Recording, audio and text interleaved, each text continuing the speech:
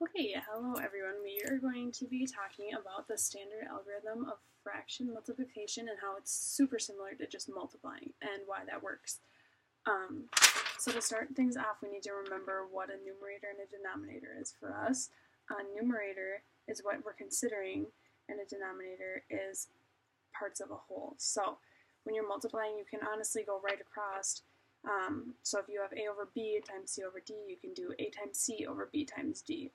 And I'm going to be going through and explaining why this makes sense. So using this, we're going to do a little bit harder of an example. We're going to do 7/3 groups of 4/5, or it's easier for me to see it like 2 1/3. So I drew out here 7/3 or 2 1/3 because it's the same thing. And you can do 7 times 4 over 3 times 5. So first of all, we're going to start with our 7/3, and we are going to, if you look at step number 1, we're going to take 7/3, and now we're going to take 4/5 of our 7/3. So basically, you're going to cut all these boxes into 7/3, but you're only going to consider the overlap. So I'm going to go ahead and do that, so just give me 1 second.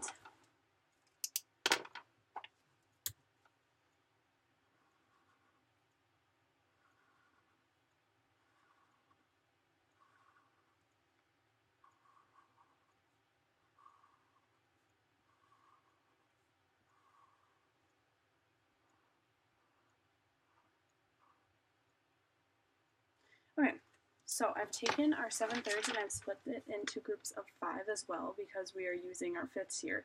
So we took all of our 7/3 and we broke this into groups of 5.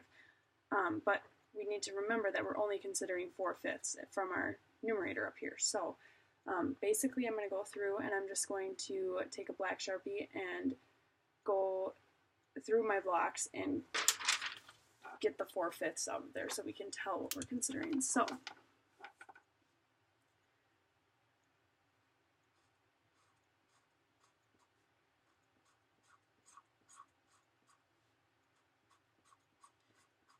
the reason that we are splitting these, even though we might not be considering all of them, is because we need a common denominator.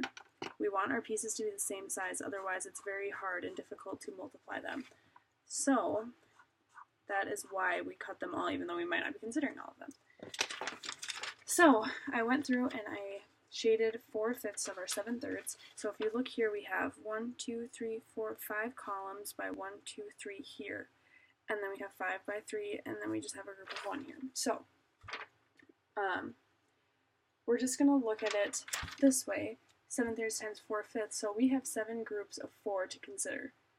So altogether, this gives us 7 groups of 4. And for the denominator, that's everything.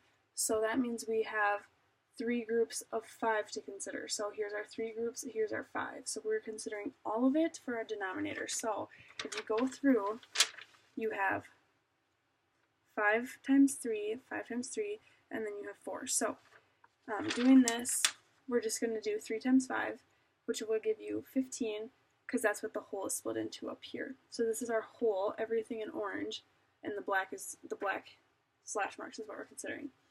So that's going to be 15, and then you're going to take your 7 groups of 4 and consider those and do 7 times 4, and that will give you 28. So this answer is 28 over 15, which can be simplified, but we're not going to. So this is how multiplication of fractions is very similar to multiplication of integers, and if the part of me multiplying them didn't make sense to you, you can really go through and count all these boxes. So everything in orange is your denominator, everything with the hash marks is going to be your numerator.